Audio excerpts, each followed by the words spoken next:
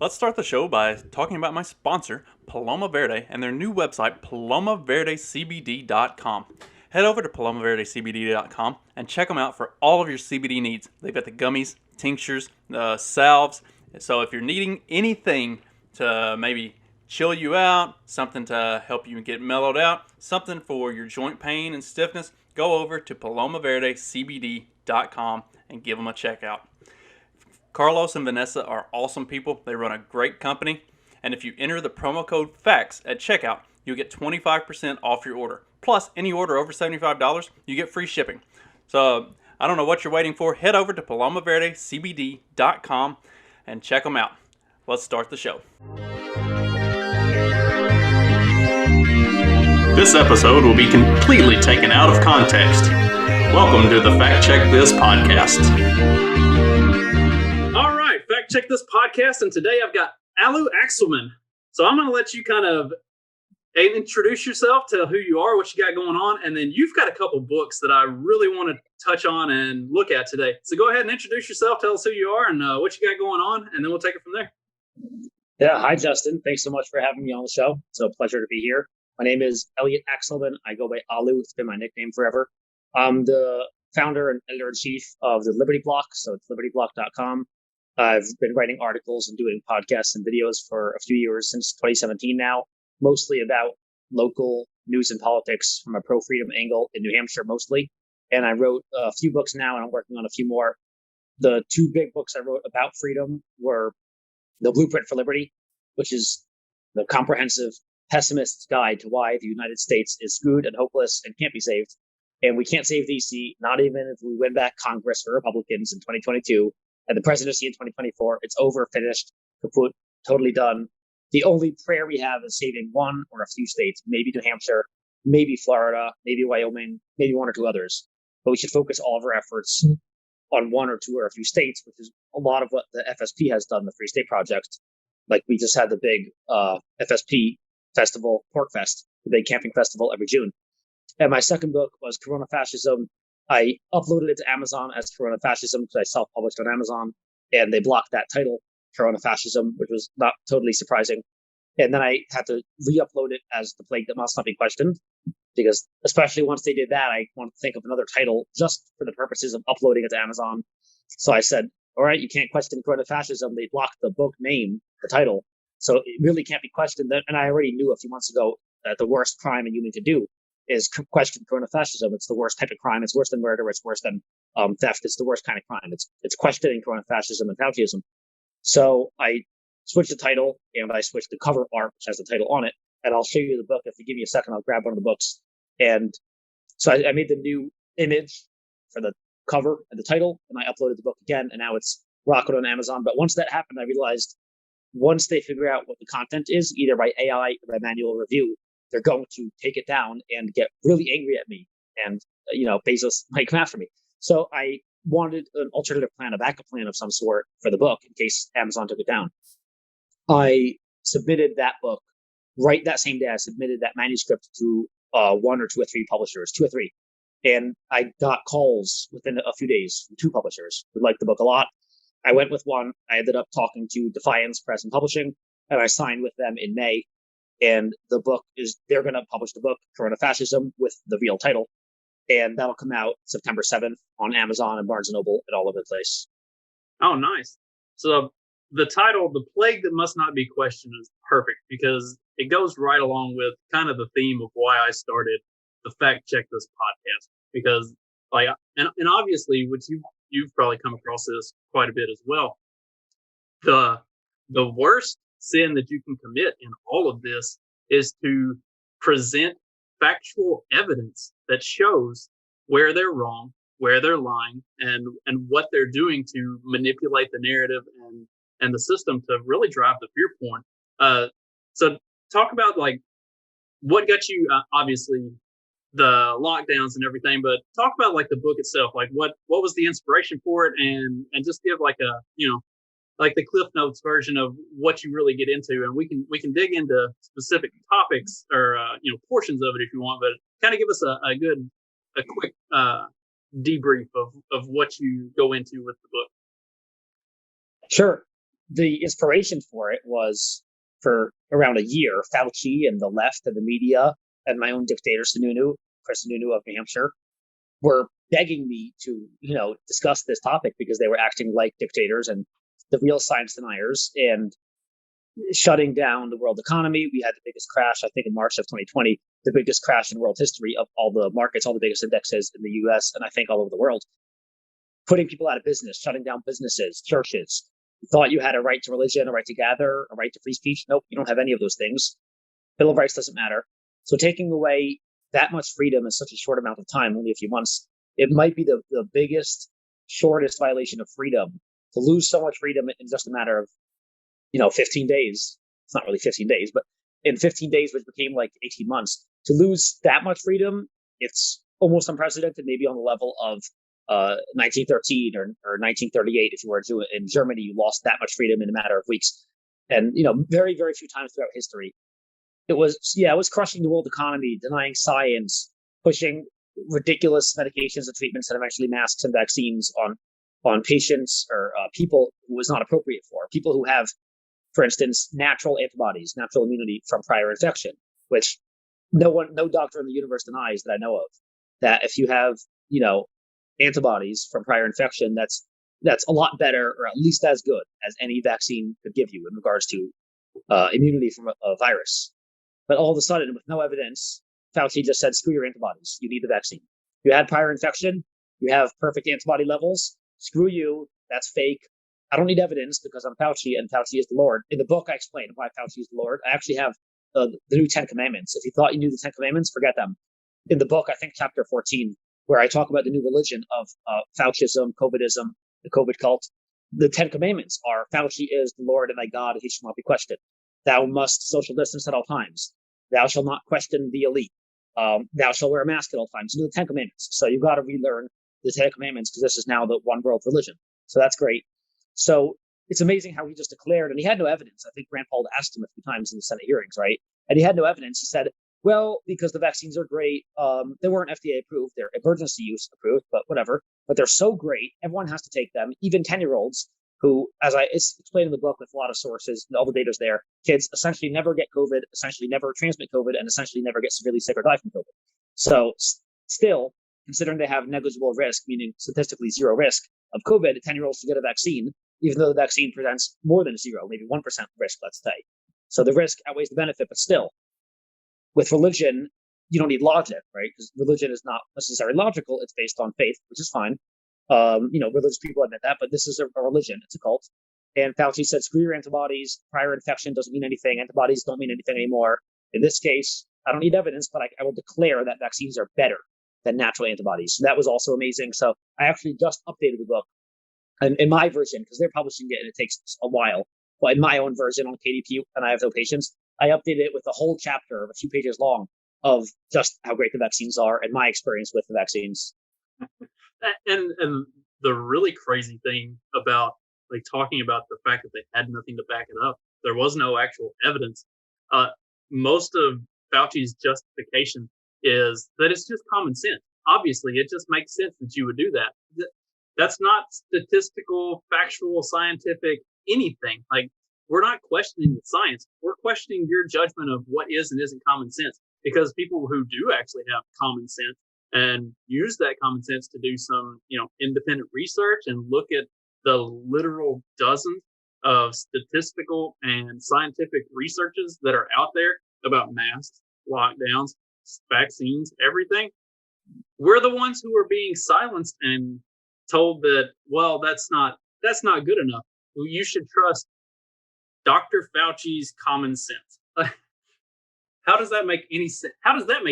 Like, that's not scientific in any way. Yeah, a few points that you just reminded me of. Number one, I'm technically a scientist, or at least I practice science. I've been in medicine for 10 years. So I believe in the science. And one of the hallmarks and one of the foundations of science and, all of medicine, all of science, and really all research in the world is that questioning authority and the general dogma is a good thing. We love vigorous debate, and questioning is a good thing. And we have testable hypotheses. And never before in history, to my knowledge, Has there been something coming down from the top like this from government, from CDC, FDA, from the elites, the politicians and the experts, trusty experts, that they said you can't question it. If you even say the word ivermectin or hydroxychloroquine or anything, if you talk about it, we're going to throw you off YouTube. Countless doctors were thrown off YouTube. Their videos pulled down because they mentioned ivermectin. They didn't even endorse it. They mentioned ivermectin literally in the video, the word. And they have these AI triggers that trigger it with the algorithms, and they take down the videos. So that's amazing. The fact that you can't question it, again, what are they hiding, right? The second big point that you just reminded me of is, if they were right and the coronavirus is the most contagious and most deadly thing in the universe, which is what they're saying, like more contagious than tuberculosis, which I think infects like millions a year, and more deadly than Ebola, which is like 50 to 80% mortality. Like, that's actually really deadly. But they believe that it's like super duper ultra Ebola, SARS, AIDS, meningitis, tuberculosis. That's what they believe it is. Then why aren't all the reckless anti-maskers and all that and anti-social distance people, why aren't they all dead? It's been a year and a half, right? And I was waiting, a year and a half ago, I'm like, okay, we should be dead by now, but let's give it some time. A year and a half of the worst pandemic in history of the universe, raging through the United States and the world, and yet we're all alive. I just published another article, the same exact article as I did last year, but I wrote the same thing. I regurgitated it because I'm editor-in-chief, so I can do whatever I want. I wrote an article last year at PorkFest saying, 1,000 people went to PorkFest, libertarians, a year ago in June, in the middle of the pandemic. And a few days later, I published an article saying they're all dead. They didn't wear masks. They didn't social distance. Clearly, they're all dead, right? So a few people, said, oh, this article's crazy. It's fake news. I'm like, yeah, it's satire, obviously. So we just had PorkFest, and it was the biggest one in history of existence. It sold out. I think it's the first time it sold out. They stopped selling tickets. Once they hit 2,500, the campground was really just busting. It really couldn't handle it. We actually really had a water shortage a few days in. It was really bad. So it was too full. Too many libertarians came to New Hampshire. Half of them are from New Hampshire, half from all over the United States and the world. So anyway, a lot of people were there. And I wrote a few days ago, it was 2,500. I guess, it sold out as soon as they heard I was speaking, because I was on the schedule. It sold out right away. So I'm going to take credit for this. So I ended up speaking 3 times throughout the PorkFest. It was awesome. So I wrote an article, I think yesterday, like a few days after, right after PorkFest ended, saying PorkFest was empty. And I showed pictures of the campground being very full, obviously. It was stuffed. But pictures all over of me with tons of others. And we got Daniel Miller from Texas, who wrote the book Texit, who's also an author for Defiance Press and Publishing, my same publisher. And pictures with me, others with Goldback, and pictures of thousands of people walking around the campground. And the caption says PorkFest 2021. But throughout the article, I explained, the FSP tried to do a big festival. It was a flop. It was a total failure. Not a single person showed up. There was nobody there, just a few bears on the campground. It was totally empty. And because everyone's dead from last year, and others are obviously deterred from coming because they know they would die. Because if you go to this event, it's a super spreader event, you're going to die. So again, I already got some nasty comments on the article saying I'm fake news, I'm stupid. It's satire. Come on, clearly the pictures throughout the article show thousands of people there having fun. We were all just there. Everyone knows we were up there. But yeah, I wrote another article saying that it was totally empty this time because everyone's dead already. The fact that people are so out of touch with satire and humor, especially on like Twitter, just dumbfounds me. But so something that you had mentioned, and it's like you can't question it. You can't go against the prescribed narrative. And they talk about this like settled science. That's antithetical to science. There is no settled science. Everything is constantly under review. You look at literally every medicine that's on the market. Like, they're all constantly under review, and things are coming out 20, 30 years after they were originally released of new things that they found, because there is no settled science. So that's science. That's not how science works. And the most infuriating thing of this entire pandemic has been the bastardization of science and the weaponizing of science for a narrative. That everything about that is, you're in the medical field. Like, you could probably talk to that a lot more than I can. Like, I've come up through like businesses and looking at markets and management and stuff like that. Like, and even just on basic market analysis and research, like, nothing is ever settled. There is no settled. I think one of the most disturbing phrases is trust the experts and trust the settled science. Experts, real experts, not Fauci. He's not an expert. He's a politician. He's been in DC 30 or 50 years. When you're in DC for decades, you're not anything. You're a politician, right? So, and he's like one of the biggest bureaucrats in the world. And obviously he's been the most powerful person in the world for the last year and a half. Real experts don't say trust the experts. They say trust the scientific method, not trust the science, right? Trust the debate, trust the experiment, trust the experimental method. That's what a real expert might say. Am I an expert in emergency medicine? To some extent, yeah. Am I an expert in some other things? In personal training and powerlifting and boxing? Yeah, I have some expertise. I wouldn't say trust the expert, trust me. I would say, trust the sweet science of boxing. Trust, the experiments. Trust experience. I would never say trust the experts. It's an arrogant, weird, disturbing, it's just a tacky thing to say. So I wouldn't say it. That's one of the most ridiculous things. If there's anything that is settled science, like gravity, you could say is 99.999% accepted, right? We all say gravity exists, and generally any item will fall to the ground given no other force acting against it, because gravity is the force. One of the few things that is pretty settled, not even I learned it in ninth grade, and no one disputes this in the world, is the hygiene hypothesis, which is that the more you encounter as far as pathogens, bacteria, viruses, and fungi, and all the others, the stronger your immune system gets. And if a human body is exposed to zero antigens in the universe, then the body will essentially develop little to no immune system ever, right? Babies, they get a lot of antibodies from their parents, so from their mother in the womb, and also through their breast milk. And then as they're a baby, they put everything in their mouth. They probably are exposed to billions more antigens in their first few months of life. They put everything in their mouth and they're dirty, which is fine. And they usually do very, very well, right? And there are plenty of studies out there of what babies are exposed to. It turns out it's not just standard antigens. It's also antigens that act on the mast cells and histamine receptors and histamine for the allergies. The kids who are exposed to peanuts right away at birth are like much less likely to develop peanut allergies than the babies who are coddled and not exposed to anything for the first few months. So it's allergies too, which is immune. Allergies are just exaggerated immune responses, which is just an inappropriate immune response where your body releases a billion times too much histamine, and that plummets your blood pressure and closes your airways. So babies should be exposed to pathogens. Obviously, I'm not saying you should take your newborn baby and throw him into Africa in the jungle with zero vaccinations or zero shots or no medications or prophylaxis, but everyone agrees. I think I would say generally, I haven't met anyone else in the world who would say that humans should not be exposed to any antigen, any pathogen of any sort. They need antibodies, and that's how they get antibodies from natural immunity. They can get acquired immunity from vaccines as well. But I think like the gross majority, right, like 99% of immunity is not from vaccines; it's from exposure out in the real world to things. So in my book, I have, I think, a chapter or part of a chapter is quoting like chairman of entire immunology departments, chairman of pediatrics departments of big hospital, university centers, medical centers, saying, yes, maybe let your kids play in the mud more.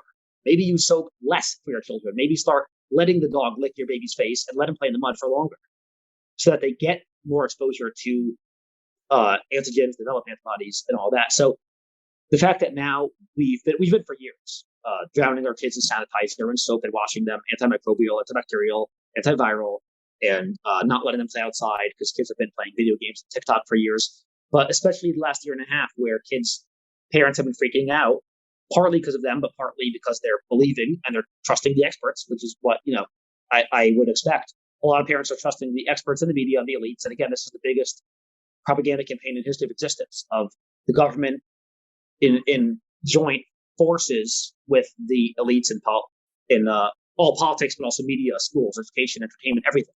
And I'm getting ads from Emmett Smith and Alex Rodriguez.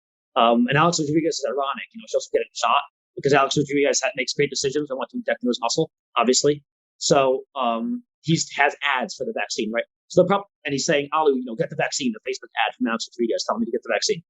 So, and even if I told them that I have natural antibodies from prior infection, they would still say, no, that's garbage. Get the vaccine. That's better. So this propaganda campaign is unbelievable, and the parents are believing them, and they've been not allowing their kids to be exposed to anything. They have a mask. Either the mask doesn't work and they can still get COVID, or the mask does work, and if it works, that's even worse, because if it works, it means zero pathogens are getting into their airways. And since they're using sanitizer a million times a day, they're essentially getting no exposure to any pathogens, meaning best case scenario, if they do successfully prevent exposure to any pathogens for a year and a half, and they have zero exposure. As soon as they do stop this, right, in a month or in a year when this does stop, they're dead because they're going to have no immune system. And if you have no immune system at all and you go outside, you literally will die.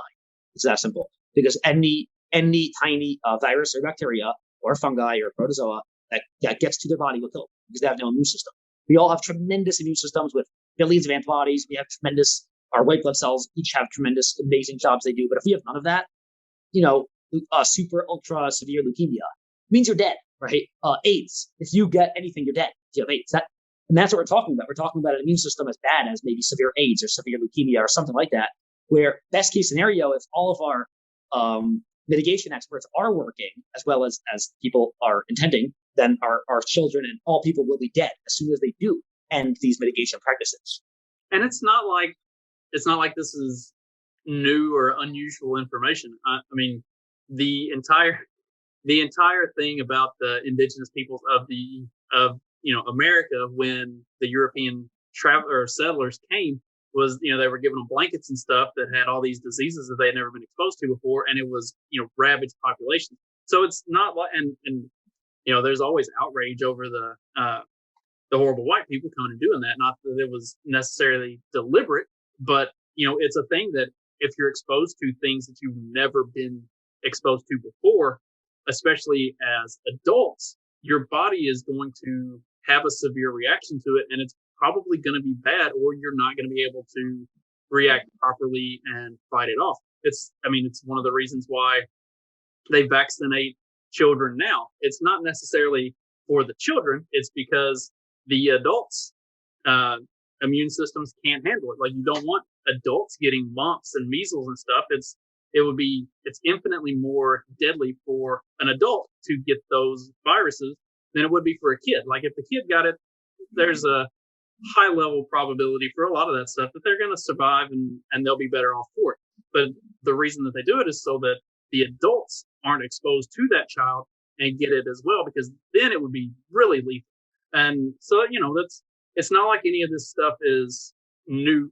Any of this stuff is new information. Like, this is the way our immune systems have worked literally for all of human history.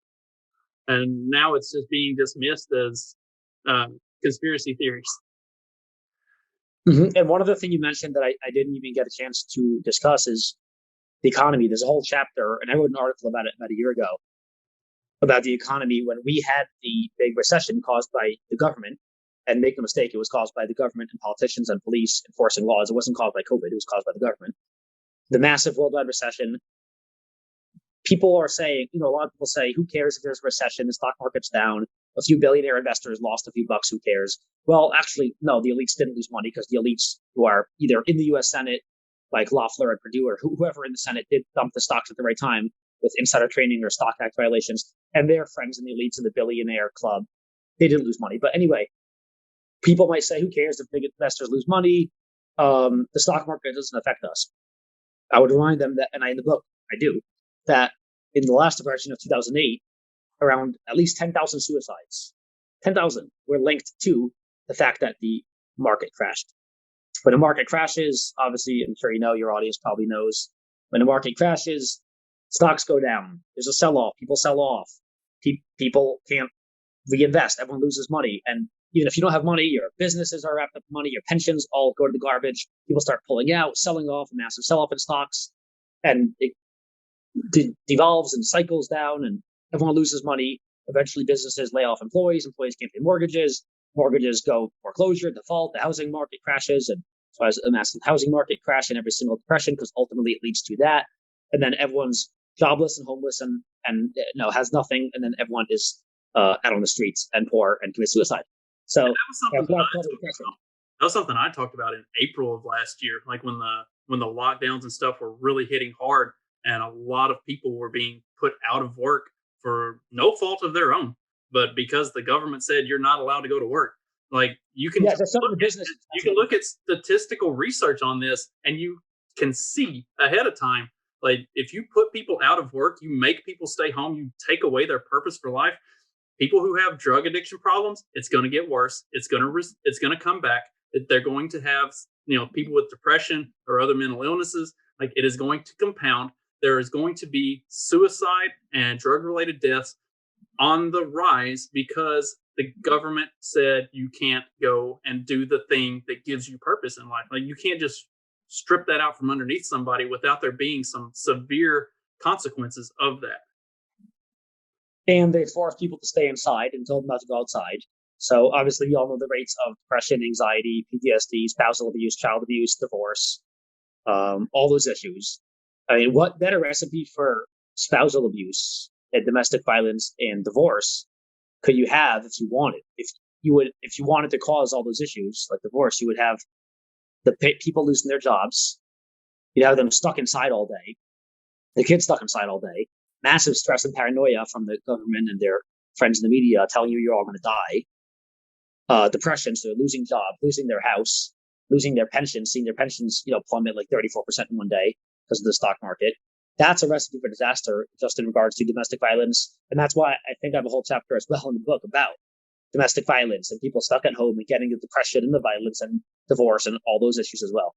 And like the stock market, for the people who don't think they have anything invested in the stock market and that it doesn't affect them in any way, like that is so divorced from the reality of the world we live in, especially in a very prosperous first world country like the United States. You are, even if you think that you have not a single penny invested, which you may not have a physical penny invested in the stock market, but just the fact of your existence in this country means you probably have a very deep, heavy investment in that, either through your job, through the things that you own, through like there are connections, just your day-to-day activities, the places you go and the things that you do that you don't even think about as being something that you do. It's just a natural part of life. That is all tied into the economic equation. And the people who just dismiss that as they don't have anything to do with it and that it doesn't affect them could not be more divorced from reality in that situation. I think anyone who has even so much as $1, one Federal Reserve note, is affected by the stock market because the Federal Reserve, the U.S. government, controls the entire U.S. economy. And when the stock market goes down, they might cut interest rates and pump in trillions of dollars into the economy with quantitative easing. And obviously, when you print trillions more into the economy, you devalue the money, and inflation makes your money worth less. So if you have $1,000 saved up and you think, I'm not in the stock market, I can't lose money. Well, that $1,000 might be worth a lot less in a month. And obviously, we're seeing the inflation now. And I don't think the market's really priced in any of the inflation over the last few months of the printing of, I don't know, 6 trillion or 10 trillion over the last year. I think last year, instead of like 5 trillion in government spending, it'll be 10 or 15 trillion because there was at least 6 trillion extra just from COVID on top of the $5 trillion annual spending from the federal government. So I don't think it's been priced into the market yet because I haven't seen massive inflation with most things besides some commodities like lumber and some other stuff. But I think in a few months, inevitably, when the market kind of prices that in and everything adjusts for it, the inflation is going to be tremendous and people will be horrifically destroyed. Anyone who has their money in dollars. And that's why I have very few in dollars. In fact, I only brought a few dollars up to PorcFest, and I was there for like 6 days. And I had gold backs, if you're familiar with the gold backs, which is like an actual gold, it has gold in it. And this company called Goldback a few years ago put gold into a super duper thin layer and made it like a bill. And it says exactly what it is. It's 1,000th of an ounce, so a small denomination. And they have 5s and 10s, so bigger denominations. And I carried those around. It turns out Goldback, who I interviewed a few months ago, Goldback sent people from Utah to have a table. They had a stand at PorcFest. But a lot of people had Goldbacks as well, and almost every vendor accepted them. And so for the majority, most of the things I bought as far as food and stuff, like to survive for the week, was with Goldbacks because I straight up ran out of dollars. And so a lot of the transactions, I've never used Goldbacks that much in 1 week, but it was nice. And people bought my books because I had my books with me. A lot of them bought my books with Goldbacks, some with fiat and some with crypto. But there was a lot of transaction with Goldbacks. And I think we're building up. In Utah, they already have a good community. In New Hampshire, we're building it up where some businesses, New Hampshire, myself included, do take Goldbacks already. But if you have thousands of dollars in either physical cash or in a bank, in any savings account or anything like that, you're going to be in for a hell of a storm when I think all this inflation is priced in. So yes, you are affected by the market because the market affects everyone. unless you're literally one gorilla living in the woods in China. Every other organism, you know what I mean? Every human really is affected by the stock market crashing. Yeah, and that's unless you are like truly living an agorist lifestyle and working on a barter system and stuff like that. I mean, we've got a very nice garden in our backyard. We got chickens that they'll be laying. We already have one chicken that lays eggs regularly, 1 or 2 a day, and then we've got 6 more that'll be laying here within the next couple of weeks. So, like I said, a big garden, way more than what we would actually need for ourselves. We have the ability to, and our entire neighborhood. We live in a pretty nice little neighborhood where everybody has a garden. Like, of all of our neighbors, I think at least half, if not more, have their own garden. Like, we can, as a small community here in our neighborhood, we could kind of band together and do without a lot of other stuff. But we are not, we are the exception, not the rule. And most people wouldn't even know how to go about starting their own garden, much less. Well, I hope you have all the permits, first off. I know there are a lot of permits and licenses and regulations you better be following. So I know you're no criminal. We live out here in the country. We don't get a whole lot of. Now, if I had talked about that jokingly with my neighbor, I was like, I'm going to set up a little produce stand out here at the front of the neighborhood. It's like, and then I've got a few guns, so I need y'all to stand guard because it'll only be a matter of time before we get hit up for do we have our licenses for running our produce stand, which is absolutely insane. But that is the fascist country that we live in, honestly. Like, it was people don't think so, but it was pretty fascist before we had Corona and all of this stuff anyway. Like, if you're looking for agorism, freedom, real unbridled capitalism, New Hampshire is going to be the place to be going forward. It's the only state of all 50 that I think is trending in the right direction. We just passed a budget that eliminated a lot of taxes, eliminated laws, shrinking government. So over the last few years, we've gotten rid of a whole lot of government, and we're actually cutting the government. And it's the only state, I think, where consistently for the past few years, especially because of libertarian activists, people moving here from elsewhere. So New Hampshire will be the place to be if you want that agorism. And if you want a bodyguard, I'd be willing to consider doing that. I wouldn't mind slinging the AR for a little bit and making some money. Nice. So, all right. So you've talked about PorcFest and New Hampshire. Explain or talk about the Free State Project a little bit. I'd like to use this as kind of the wrap up for the show, because I don't know, most of my audience is more Indiana, Kentucky, like rural. New Hampshire is way further north than most of my audience would ever have any interest in going. So explain the Free State Project a little bit and kind of how that works and what all's been going on with that over the last several years. And just kind of give me a little sales pitch for the Free State Project, and maybe even how can we do something like that in Indiana, Kentucky, because these are fairly rural areas that I'm from, and most of the people who I know that would listen to this show are from, and so it's not something that would be necessarily out of reach for the part of the country that we are in. Mm-hmm. The little bit of time I spent in Kentucky and southern Indiana was beautiful. I loved it. I think there's tremendous amount of freedom and a lot of good in Kentucky and in rural Indiana for sure. Like I said, I think from my research on all 50 states, the only state consistently trending overall net towards liberty with the net trend is New Hampshire. Over the past 5 years, we've gotten rid of all permits for so we need no permits to carry guns anymore. None at all. We have no laws at all. Just don't carry in a courthouse. That's the only law in the whole universe, I believe. We're getting rid of taxes. We just eliminated more taxes. We have no income tax, no sales tax. We just passed the budget 2 days ago that gets rid of the tax on interest and dividends. So now we really have no taxes besides property taxes, pretty much. We are getting rid of tolls. They removed the toll in Bedford, I believe, on the way to work. So they removed that toll, literally took it and got rid of it. Now it's gone. Now it's like a clear open highway. So we're actually cutting a lot of things. And this last budget also cut taxes for businesses. So we're trending in the right direction. A lot of people, myself included, thought that New Hampshire was in the Northeast and it's Yankee land. It's New York, Massachusetts, Vermont. New Hampshire is overall, if you look at the rank of overall freedom, if you look at all the different types of freedom from regulatory policy, fiscal, economic, taxes, personal liberty, educational liberty, firearms liberty. New Hampshire is the most free state of all 50 states. It's surprising. People think it's Yankee land. That's fine. People call me Yankee all the time, but it is the freest state. We have overall the freest laws, the fewest restrictions. So that's why it was chosen. The Free State Project was started 5, 10, 15 years ago, early 2000s.